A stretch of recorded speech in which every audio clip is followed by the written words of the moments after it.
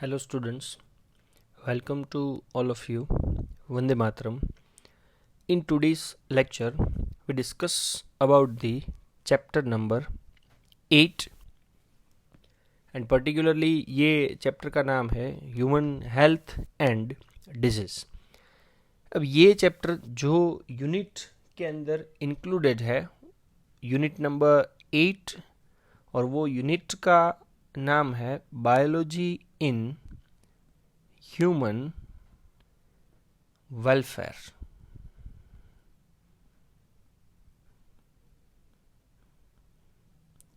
भाई human welfare मतलब human के बेटर पर्पसेस के लिए बायोलॉजी का यूटिलाइजेशन हम लोग कौन कौन सी फील्ड में कर सकते हैं.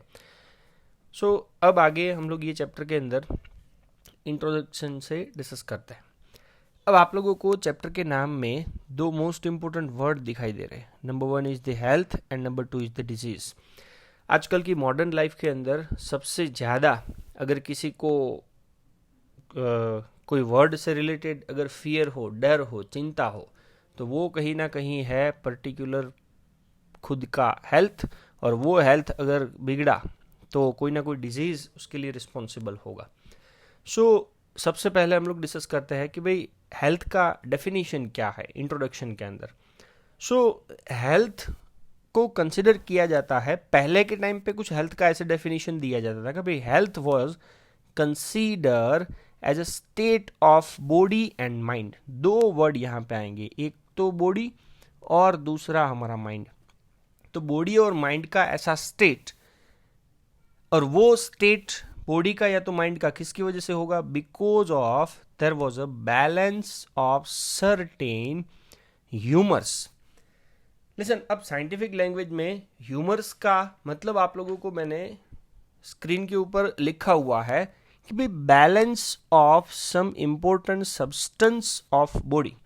भाई बॉडी के अंदर दिखने वाले इम्पोर्टेंट सब्सटेंस का अगर बैलेंस होगा तो कौन कौन से सब्सटेंस? तो भाई बॉडी के अंदर का गैस, कफ एंड बाइल, येलो बाइल हो या फिर ब्लैक बाइल हो.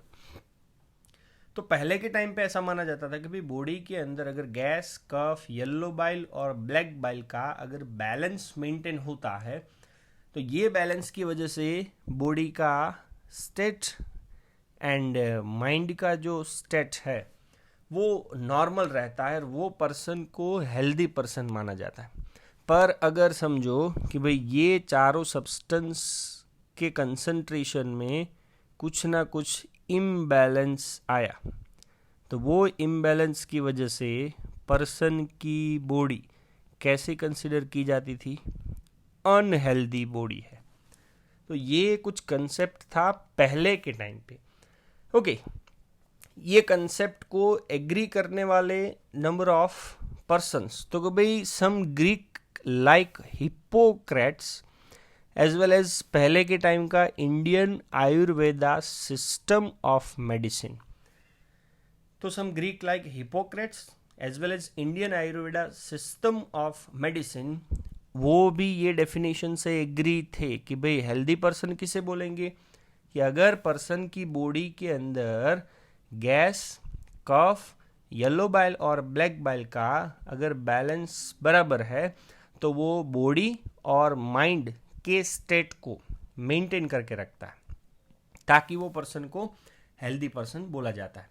अब ये जो एक डेफिनेशन थी हेल्थ की, so this definition of health के अकॉर्डिंग, जैसे ही मैंने आपको बताया कि भाई अगर ये चारों में से किसी का बैलेंस इम्प्रॉपर हुआ तो प्रॉब्लम क्रिएट होगी. तो उससे रिलेटेड एक कंसेप्ट था कि भाई इट वाज थॉट दैट कि any person with black bile. अब हमारा एक लिम्फोइड ऑर्गन है जिसका नाम है स्प्लीन. स्प्लीन से सिक्रेट होने वाले सब्सटेंस को बोला जाता है ब्लैक बाइल. कि भाई अगर कोई पर्सन की बॉडी के अंदर अगर ब्लैक बाइल का सिक्रीशन ज़्यादा होता है, so this person is considered as a hot personality and would have the fever. मतलब नॉर्मल टेम्परेचर आप लोगों को सबको पता है कि भाई बॉडी का नॉर्मल टेम्परेचर होता है 37 डिग्री सेल्सियस. पर जो पर्सन की बॉडी के अंदर ये ब्लैक बाइल का कंसंट्रेशन ज़्यादा होगा, शायद ये 37 से उसकी बॉडी के अंदर टेम्परेचर ज़्यादा होगा, मतलब greater than 37 degree Celsius temperature, तो वो पर्सन को हॉट पर्सनालिटी में कंसिडर किया जाता था और उसको फीवर जैसी कंडीशन होगी ऐसा माना जाता था। पर ये जो आइडिया था कि भाई ब्लैक बाइल अगर बॉडी के अंदर ज़्यादा है तो उसको फीवर हुआ है, they are based on pure thinking only, मतलब इसके पीछे कोई लॉजिक नहीं था। So this idea was arrived at by pure reflective thoughts, pure thinking only basis के ऊपर ही ये स्टेटमेंट दिया गया था।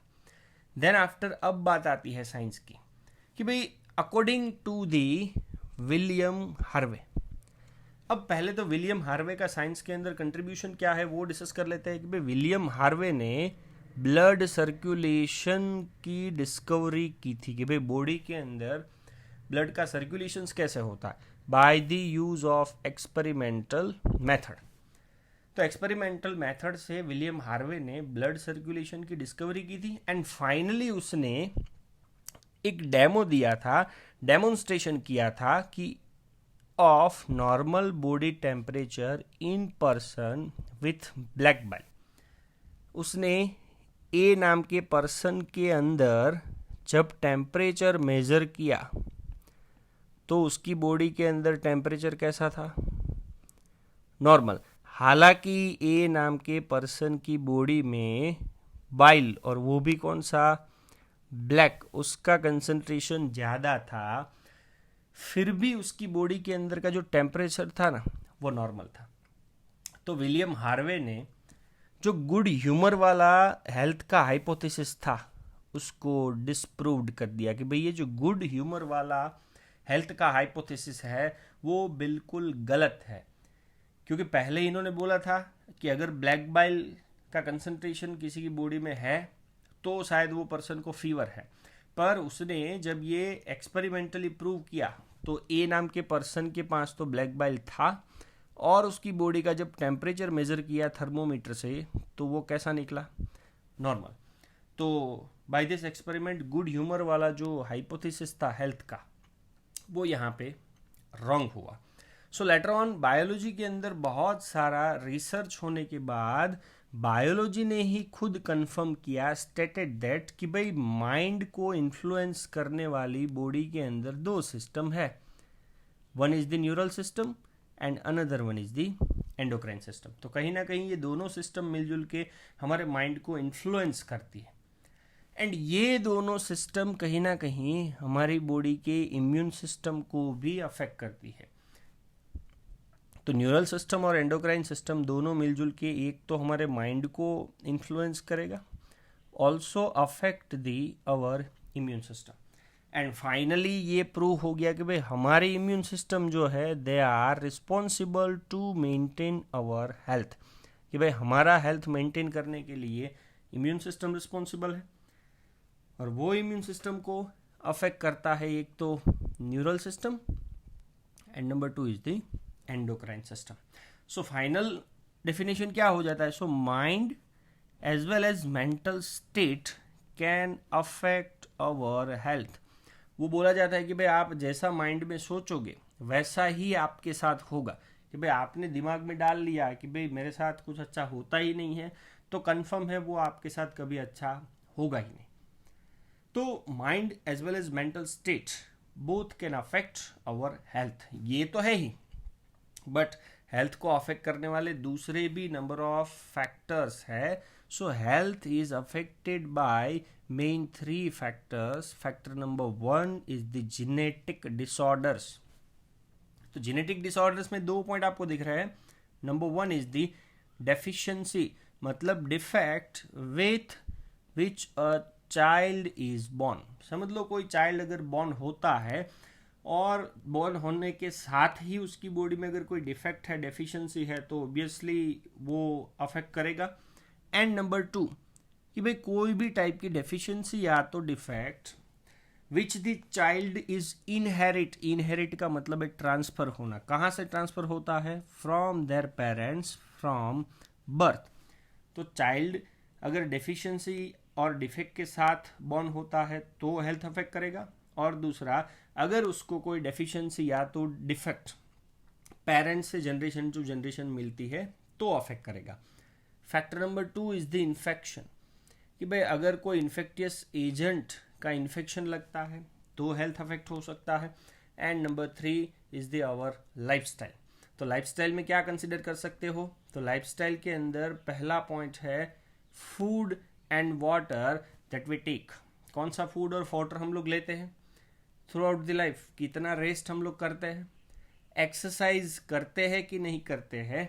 तो ये सब हैबिट एक्सरसाइज करने की अगर हमारे पास है या नहीं है, ये सभी के सभी फैक्टर्स कहीं ना कहीं हमारे हेल्थ को अफेक्ट करने के लिए रिस्पॉन्सिबल माना जाता है। सो साइंटिफिक लैंग्वेज में अगर मुझे हेल्थ का डेफिनेशन देना हो तो क्या, सो हेल्थ एक ऐसा इंपॉर्टेंट वर्ड है, they are frequently used word by everyone. आज के ज़माने में लोग हेल्थ को मेंटेन करने के लिए कुछ भी करने के लिए तैयार है।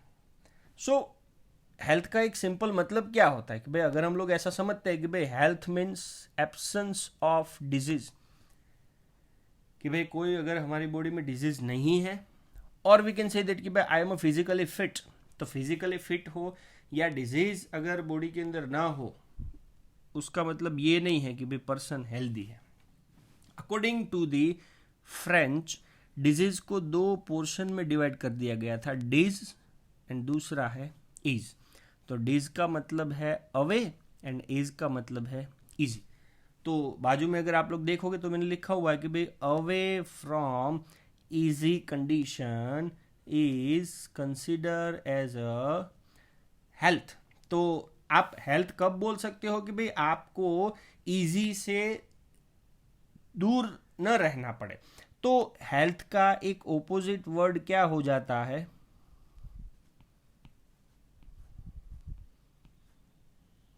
डिजीज। तो अवे फ्रॉम इजी मतलब है डिजीज, तो डिजीज का एक ओपोजिट वर्ड हो जाता है हेल्थ। तो हेल्थ की डेफिनेशन आप लोगों को यहाँ पे मैंने ये पॉइंट के अंदर दी हुई। तो देखो, so health could be defined as a state of complete physical, mental and social wellbeing, कि कोई भी पर्सन फिजिकली, मेंटली और सोशली अगर फिट हो तो वो पर्सन होता है हेल्दी पर्सन। अब जब कोई भी पीपल हेल्दी होंगे, so they have a more efficient at work, अपना काम करने में ज़्यादा एफिशिएंसी दिखा सकते हैं। जितनी ज़्यादा एफिशिएंसी होगी उतनी आप लोगों को पता है प्रोडक्टिविटी बढ़ेगी, एंड प्रोडक्टिविटी बढ़ने की वजह से कहीं ना कहीं फाइनेंशियल कंडीशन, इकोनॉमिकल प्रॉस्पेरिटी बहुत ही ज़्यादा हो सकती है। अगर कोई पर्सन का हेल्थ अगर अच्छा हो तो वो हेल्थ से रिलेटेड बेनिफिट क्या है, so health are also increases the longevity of people, मतलब पर्सन का लाइफ स्पान बढ़ाने की रिस्पॉन्सिबिलिटी हेल्थ की है अगर वो अच्छा है तो। Second is the reduce infant and maternal mortality. तो इन्फेंट मतलब न्यूबॉर्न बेबी, मैटरनल मतलब मदर, उन दोनों का जो डेथ का रेट है वो डिक्रीज होगा अगर मदर हेल्दी होगी, इन्फेंट न्यूबॉर्न बेबी जो है वो हेल्दी होगा तो। ओके, अब अगर हमें हेल्थ को अच्छी तरह से मेंटेन करके रखना हो, सो कौन से ऐसे नंबर ऑफ पॉइंट्स है जिसे हमें ध्यान में रखने चाहिए। सो सब पॉइंट्स आप लोगों को दिख रहे हैं कि भाई एक तो बैलेंस डाइट, जो भी फूड मटेरियल वाटर हम लोग कंज्यूम कर रहे हैं उनका balance. Number 2 personal hygienic condition, body को क्लीन रखना। नंबर 3 रेगुलर एक्सरसाइज करना। नंबर 4 योगा या तो मेडिटेशन करना। तो योगा या तो मेडिटेशन क्यों, because of this reason we have to achieve the physical and mental health, कि भाई फिजिकली और मेंटली हेल्थ अगर मेंटेन करना हो योगा या तो मेडिटेशन करने चाहिए, ये सब तो है ही। इसके अलावा अवेयरनेस होनी चाहिए। अवेयरनेस मतलब we have information about the disease, कि भाई हर एक डिजीज की इंफॉर्मेशन हमारे पास होनी चाहिए, कि भाई वो डिजीज़ कौन से माइक्रो ऑर्गेनिज्म से फैलता है, वो डिजीज़ के सिम्टम्स क्या है, कैसे रोक सकते हैं, क्या ट्रीटमेंट है, कोई एंटीबायोटिक अवेलेबल है कि नहीं है। ओके, अवेयरनेस के बाद number 2, their effect on the bodily function, कि भाई अगर बॉडी के अंदर चलो वो डिजीज का इन्फेक्शन हो गया तो बॉडी के अंदर कौन कौन से अफेक्शन वो करेगा वो हमें पता होना चाहिए। नेक्स्ट वन, उससे रिलेटेड कोई वैक्सीनेशन या तो इम्यूनाइजेशन है कि नहीं है। स्पेशली किसकी बात कर रहा हूँ, इन्फेक्टियस डिजीज। इन्फेक्टियस डिजीज मतलब आप लोगों को पता है कि भाई ऐसा डिजीज जो एक पर्सन से दूसरे पर्सन की बॉडी में इजीली ट्रांसफर होते हो, जैसे आजकल आपको पता है कोरोना का एक इन्फेक्शन चल रहा है, तो वो इन्फेक्टियस डिजीज की वैक्सीनेशन या तो इम्यूनाइजेशन है कि नहीं है वो पता होना चाहिए। Next one is the proper disposal of waste. Listen, ये वेस्ट एक ऐसी चीज है जिसके थ्रू डिजीज फैलने के चांसेस सबसे ज्यादा है, तो ये वेस्ट का प्रॉपर डिस्पोजल होना चाहिए। Last one, sorry second last is the control of vector. Listen, vector मतलब मीडिएटर।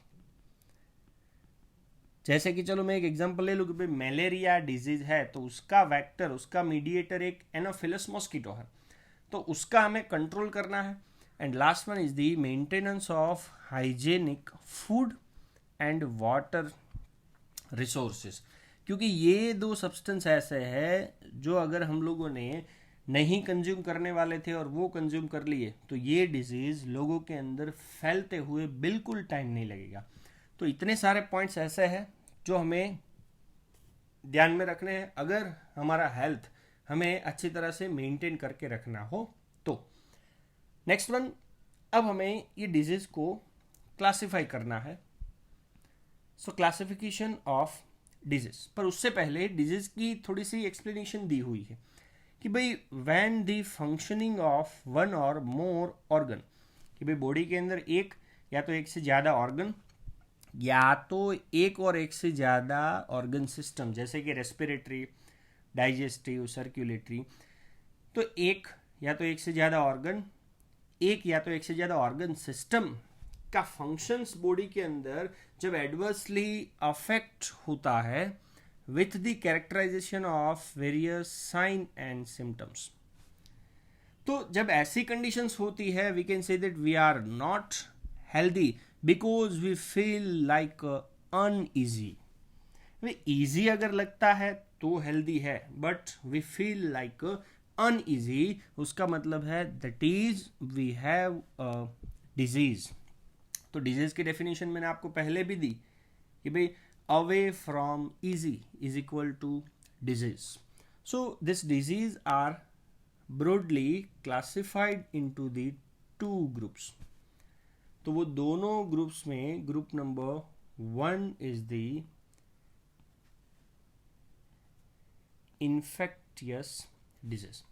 तो इन्फेक्टियस डिजीज की आपको डेफिनेशन स्क्रीन के ऊपर दिख रही है कि भाई disease are easily transmitted from one person to another person, कि भाई ए को डिजीज हुआ है और अगर वो डिजीज बी को फैल जाता तो वो इन्फेक्टियस डिजीज है। और इन्फेक्टियस डिजीज बहुत ही कॉमन डिजीज होते हैं।